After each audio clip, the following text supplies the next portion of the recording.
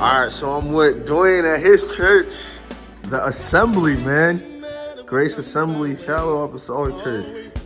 So yeah, man, just tell us about this sound setup, man. Sound setup. Yes, sir. Real simple. Yes, you know, sir. nothing crazy. No crazy boxes at the back. There's two. Right. You know, about 12-inch boxes at the back. They support the back corner.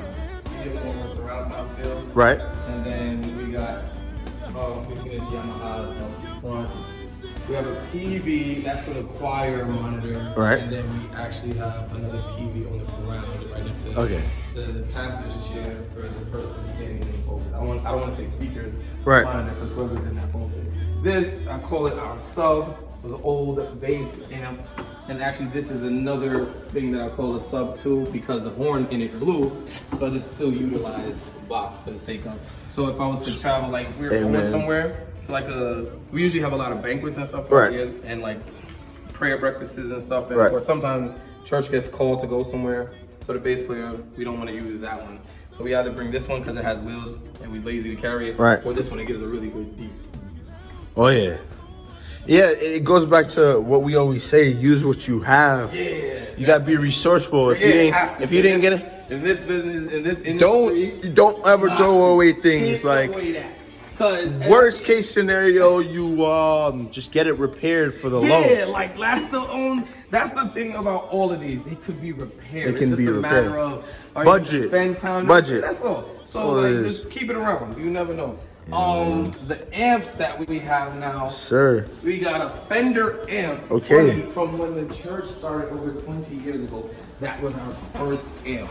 That amp has if it ain't broke, don't fix it, man. That amp has been it's impressive. An amp for speakers. That's been a bass amp, a keyboard. Wow. That has been used to the fullest extent, man. Right. So that still power. No, I never blew a fuse or anything. Right. Yeah, it just always held up, and it was great. So how about like the mixer? I see you got the Personas here, man. Yeah, Personas live. This is the first edition Personas actually. So sorry, no motorized faders. They regular standard. I ain't even gonna lie. To you, like.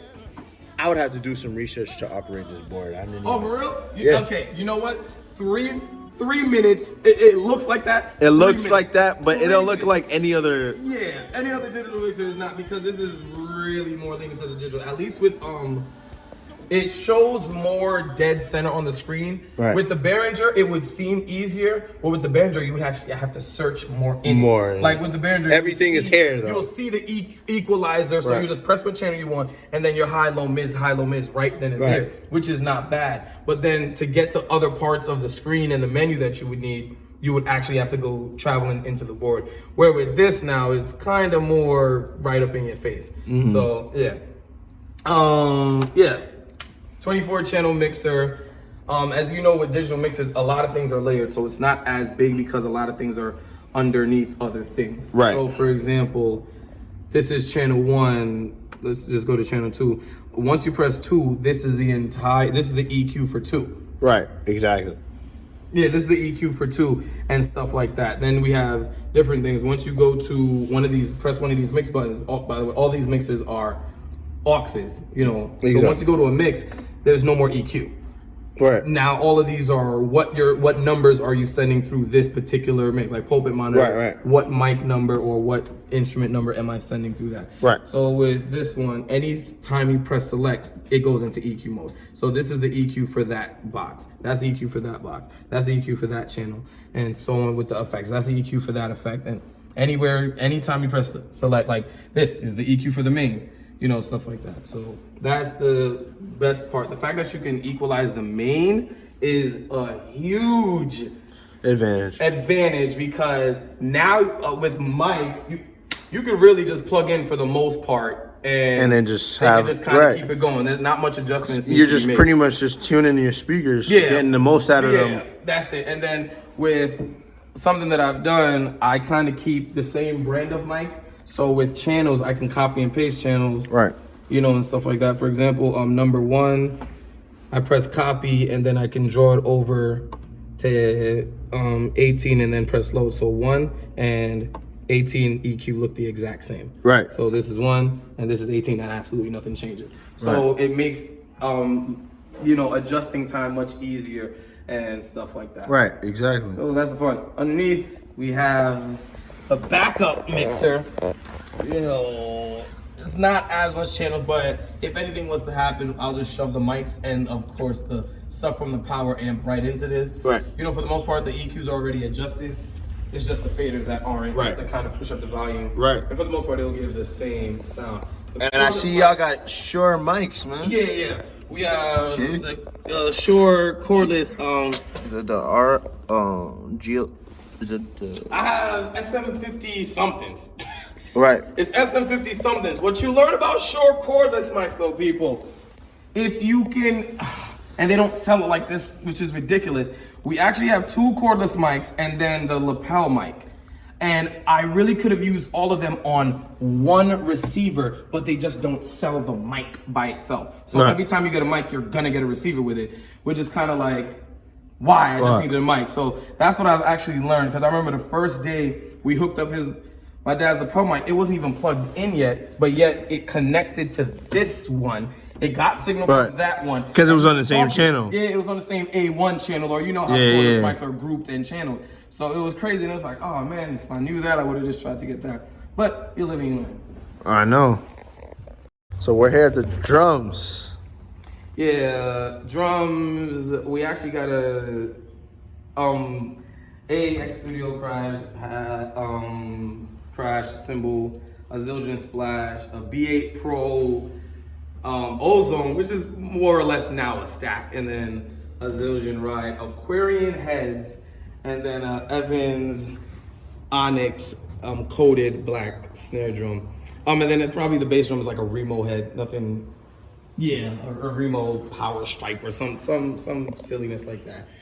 We use dynamic mics on this for now because the drums run through, as you can see, a little mixer right here. So which means drums control his own volume that goes to the house. Okay. And the drummer is kind of stuck at one place, so he would not be able to really hear how he's coming through the house for the most part. He doesn't know how he sounds on that side or the back because he's already kind of trapped by his own noise. Right. So once we get a bigger mixer, because that's the reason why we use that mixer, once we have a bigger overall mixer, we'll get the drum mics added in, we'll get the drum cage, and then the drums will actually be moved to this corner. Because of the fact that we don't have a cage, there's no need. And in one of Xavier Hill's videos, I noticed that on the wall behind drums, he has pads up to absorb, which is a really, really good idea. Right. Which is something that I'm gonna do as soon as I get the drum cage. Oh yeah, man. So these videos help, guys. Telling you, man. Take what you can from these videos. Resources. We're all here to help each other and learn from each other. Yeah. These brand mics are like some cheap brand, because I knew I wasn't. Oh, Behringer mics. Wow. Exactly. So people think that you gotta get the most expensive thing. A lot of that is just they're just trying to take money from you. Really trying to take money from you, and then if you know how to mix for the most part, you'll be fine. I've known guys that bought the dirt cheap bass, get some good pickups, get some good strings, bam, you get a good lead. Right. So it's not giving you that. Right. Like a Squier bass with upgraded pickups is a Fender. Is a Fender. It's a Fender. Thank you. Perfect example. A PDP drums with some good heads. Good heads is a DW. Facts. So it's the same way. I'm coming over to the piano area. Something simple, MX61. I'm not a real heavy keysy. Do what I gotta do to get the job done. Right. However, as you get better, you start to learn things like, I wish I did have more layers. You just kind of increase your ability from time to time. And skill level goes up, you kind of realize certain things. Right. Oh man, we got a Behringer amp right here to monitor keys and organ. Nah, just keys actually. Just keys. So funny, the Behringer down here is for organ. Okay, I see. So we keep that tucked underneath there for the organ. So how does that work with? I also saw some headphones. Okay, how does that work with that? So now with the headphones, it's all sent through one of these mixes, one of these aux mixes. So you have the option to. Yeah. So then from right here, this is the Talkback for the headphones.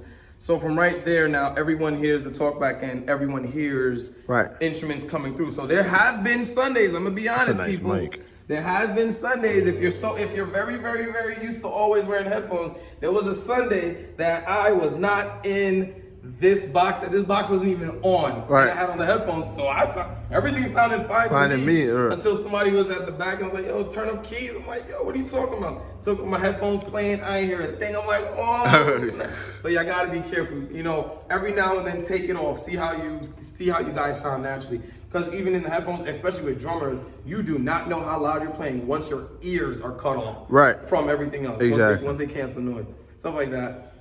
Yeah, good amp, 600 watt amp, and you can use it as a PA system as well. So it does have like a mic input back here. It's something that's also great for gigs. My former church had one of these. I think it might have been a little bit big. It might actually have been this exact size. It was a little bigger. Yeah. I was recently there. It was a little bigger. But man, like it could push. You can do so much with this. You can run in-ears from this thing because the back of this. This isn't even the back, but the back of it has so many inputs and outputs. And then the V combo VR700, you know, for this caters to the people that play organ, that visit and stuff like that. We do to fill in the sound. That's all it's about. You know what I mean? Like fill in the sound. This is the box that they would use down here for them. It would, in a case of those people coming, the music area will obviously extend to cater to all and stuff like that. We actually got the EV5 pedal to go with it. Okay. For, you know, just to kind of give a more realer feel. You know, I remember when you were doing the research on getting this. Yeah, you were just I had to look into it. Then a Harkey 500 watt amp. Standard 5-string bass, nothing crazy. And Ibanez, you know, almost everybody who doesn't have this bass. Budget, but sounds good, man. Yeah, funny. With this one, all I did was buy these. I just bought almost the most expensive strings that was in Sam Ash that day. Right. And it gave such a good feel to it and everything. I was like, oh, as long as you, routine maintenance, change strings once they get old. Know, after, I mean, a bass player told me one time that if you can, every now and then just loosen strings, let your board rest, because over time it is bending. Which is why you got to go in here and adjust the truss rod and stuff like that. So, yeah. Something I also learned too, this is a big deal. Oh, let me make sure I'm muted before you hear in the system. Oh. That's not too far away. Get the digital mixer. Organ is muted. Okay. So, you know, the 90 degrees, 90 angle chords are very, very good. Right. That, you know, after a while with the straight edge, after a while they'll start to lean, bend, get shortages. If you can get these type of chords on both ends of instruments, that's good. You know, if you can, as much as you can. Definitely. With some instruments you can't, like for example, we had one for the bass, but because of with the bass, we had one, but because of the way how some of them are built, it doesn't benefit it. But if you can, try to do as much as you can, whether one end is straight or the other one is 90 degree or both 90 degrees. Now, this is our Snake, which I would love to upgrade very, very, very soon to hold way more channels than this, even change the location if I can. But this is the pretty center location for all choir mics, speakers, and then with the instruments being right here, it kind of just locks into a central spot and stuff like that. You know, we have all mics run into the Snake. Choir monitor, then pulpit monitor, every one of these instruments. I don't do the direct out from the box itself because some of them gave like a which I dislike completely. So I'd rather just get another chord and use a left or a right, as you know typically we should if we have that opportunity to. So that's what goes into that. All those. Also, I use it. A lot of people don't understand. Snakes have snake has a head and a tail. Right. You can kind of use it to come back too, because that's how the return. I actually use one of these channels to bring the sound back in here for me the headphone in your monitor. Right. So if you got headphone amps. There's two ends to that, and these actually, guys, are really, really cheap. Behringer headphone amps are very cheap. Yeah, man, we got these at our church too. And they come with 4 headphones. Some of these packages come with like 4 headphones.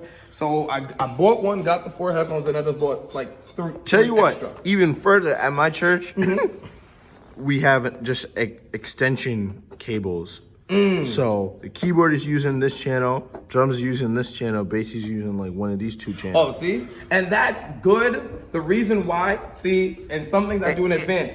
Could we do the same thing? Of course. The reason why I did that. Yeah, you want people to be able to. Now, the day adjust. will come that we're going to be all independent. Right. So that's why I just got them from now. So I really, once again, for the sake of the sale, it was cheap. Yeah, if you can get some things from early, knowing the future plans with it, sure, because everyone can do the same and just get the same extensions, and I will just control everybody from one shot, and then right. You know, but I know the day is gonna come that everyone's gonna have their own independent mix, so that's why I just bought the 4 from now. It was just easier from now. So that's that. The future plans are everything's gonna be cordless up here. Right. So these will actually come down to us. So it's not just one with the Talkback, but everyone has an opportunity with the Talkback. So everything has its value, everything has its use, except that snake. That's done for. Like right. That snake is out of here. We don't need that anymore. Future plans also. Right now, there's actually nothing wrong. Like a lot of people feel the need to get powered boxes. You really don't need to get powered boxes, unless you're constantly on the move. If we have like 6 times a year, sure. Because we know we need a maybe if you're gigging. Yeah. But to be honest with you, I think unpowered is actually the way to go because you get less feedback. It's so much less everything. Like for example, you get more out of the speaker itself. What's gonna eventually happen is boxes will, if it was up to me now, depending on when the renovation to make it like an array almost. Right here would be the first spot for that side, and then in between those for that side, like sideways or something. That's great, but if it was powered, now I would have to get electrical source from the light to make an outlet in order, and then what would also happen with power, then we would have to probably run a wire down here, make a light switch to turn on the powered boxes, because ain't nobody climbing up on no ladder. Right, exactly. So it is more. People say that it is better, but then if you don't have a good EQ situation set up, it's gonna be rough. And sometimes people have choir mics, condenser mics, which are extremely sensitive. Right. So that 3 feet away from a box is gonna cause that, and then it's gonna be so much more on your engineer to adjust out and those things and stuff like that. Like for example, that lapel mic, that one, oh my God, that took me like 4 hours to adjust. Because I have to walk around with it, and then one thing you want to do as an engineer, if you can, you want to EQ everything. That's why analog mixer is going to be harder to do it on digital. You have way more ways to get specific. You want to get to a point where you can take a mic and shove it right in front of a box, and you will hear nothing. Right. Like it doesn't feedback because now it doesn't limit motion. That's like the first thing you want to do as an engineer. You want to make sure that there's you want to eliminate all of that.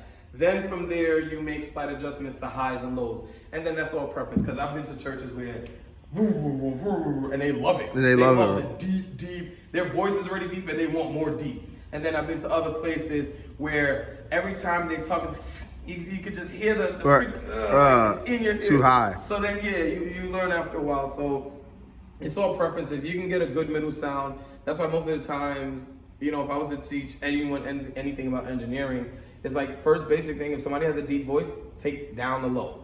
Just adjust. Kind of take off the high. But you do need to have a starting point. Like that's the way how I would basic. Then when you get from that level, try to get out the psst. If you hear that, then you learn more about adjustment. And if you can hear every little you want to adjust that. And if you still can't do that, get like a windscreen or something. So you get what I'm saying. So it's a lot of those things that come with like engineering 101, and as you progress through the stages and stuff like that. Like I do see what you mean. You don't need a DI box if you have a monitor like this where it has sends on it. Exactly. Like you really don't need that. Like you could use that if anything. A lot of them. Because this essentially is a DI box in itself. See, and then most of these have, the only thing that I use as a direct out, obviously, is the bass box, because there's not too help on the bass. And for those who don't know what we're talking about, the DI box takes this cord, which is probably an unbalanced connection. Yep. And it transfers the DI box transfers it to a balanced connection that can act, and the balanced connections can actually travel more than 25 feet.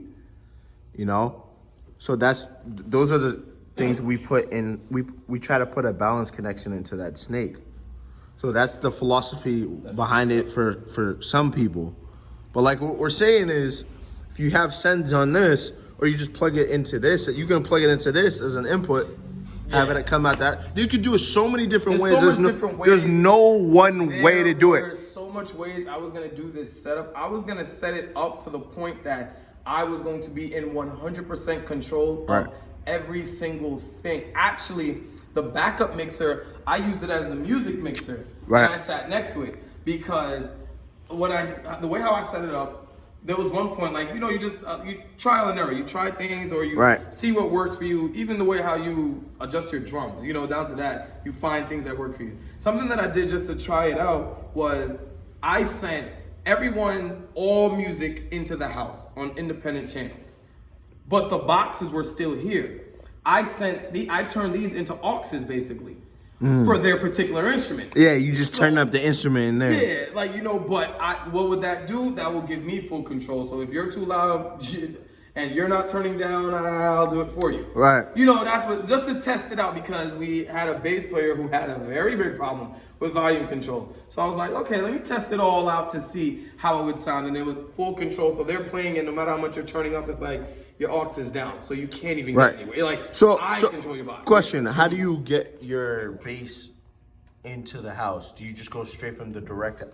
Yeah, direct out from bass into the house. But for the most part, I don't actually send it into these speakers. Right. Just a sub. Push it into subs or or a light bass. But for the most part, sub. Because our PV speaker at church, we could, like, even though it had a direct out on it, right? We couldn't get the signal into the mixer to be loud enough. It was like so faint. That is an issue too, because no matter how much you turn this up, you know what you learn? There's some funny bypasses on some of these bass amps. Right. There are a few funny ones, because there's a way for me to with the direct out, like, it's funny because I was losing it. I thought I was losing it for a second. With the direct out, there's a way to bypass, because I think I was able to turn, direct out really just takes whatever signal you're getting and it'll bypass the bass. For example, even if I was to turn the volume on the amp all the way down, you put those headphones on, I'm still playing bass. So and we all as musicians have those habits of, you know, playing after, you know, a little or keys or bass. So the bass player always had a habit of just still doing like little runs while people are up there talking and stuff. So I would tell him, like, yo, shut your volume on the bass all the way down, and then he'll just throw on his headphones, and only he's dealing with that, you know, which is once again a flaw of having everybody on the same channel with your in-ears, because it's just like, I gotta listen. Now I gotta hear it, you know, if I would have, like, you know, sometimes you want to take off headphones. But man, Talkback mics, for me, it's really, really, really, really, really effective. Especially if you're not like an up there keyboard player, but you take your hands off the keys like that, trust me. Like, I don't got a second to spare to say 4 and then try to get back again. Like, it's hard. So Talkback mics really, really do help. After a while, whoever uses the Talkback mic, I feel that already you've seen where you wish everyone had one. Right. Because sometimes some people are like, wait, what? Or you say something, you thought they heard you, but they're trying to get your attention. Yeah, and then they can't get it. I remember it comes in so handy even for stuff outside of music too. I remember for a concert that we had, fortunately I was playing drums and I had the tablet, and the guy with the Talkback mic, LJ Barrett, really cool guy. Yeah, phenomenal. He wasn't used to using a Talkback mic. So because he wasn't used to using a Talkback mic, he wasn't telling us anything. Like certain songs, he'd just be like, huh? Oh, sorry, guys, 4. You know, he just wasn't used to it. So I actually had to mute one of the drum mics, basically from the drum mixer, to take it out of the house to talk to him like, yo, I need you to pay attention to da-da-da-da-da. And then I actually ended up, the Snake had an extra channel at that point in time. I actually ended up just throwing another thing into here, shutting it out from the house, and then running it through the in-ears so him and Darian could kind of be the back and forth guys with the Talkback mics. But yeah, Talkback mics are really, really effective. You know, it's not really needed in close areas and stuff. Right. But if you know that you use your hands to communicate and you're doing some quick changes, and there's no hand signal for 4 sharp or sharp 4 as some people may put it. Ain't no hand signal for that. Right. So you're gonna be verbal. You're gonna need to be verbal. Even at my church, like we don't have a wedge or a keyboard monitor amp. We don't have, you know, like so, and then like our organ is in the overflow section, literally just mic'd out there. Yeah. So we kind of need them. We kind of need it, and then like the drummer behind the drum shield. Yeah. We kind of need that stuff. A lot of people don't understand noise is cut off behind that shield. Right. Like even on the other side of the shield, like if that drum isn't mic'd, boy, that drum is wasting energy. I've played somewhere before where they didn't turn on the drum mics, and I'm back there next to the keyboard player. Like, yo, I can't hear you, and I'm like, you gotta be kidding, because I'm deaf at this point. One snare hit, you're like, wow, this is very, very loud. Yeah, man, for real. But this is where we are right now. As you can see, we have no love for guitar players because they ain't no guitar amp or guitar in sight. But we do have an amp downstairs. We do have a guitar also downstairs. Yeah, man. But this is where we are. Yeah, man. I enjoyed the setup, man. I enjoyed it, man. Definitely. You know, hopefully next time X comes and does a return video. See some updates. Changes, like, okay. You know, yeah, man. We're all on the same journey together. Definitely in it together. Right. Stuff like that. So thanks for coming through, X.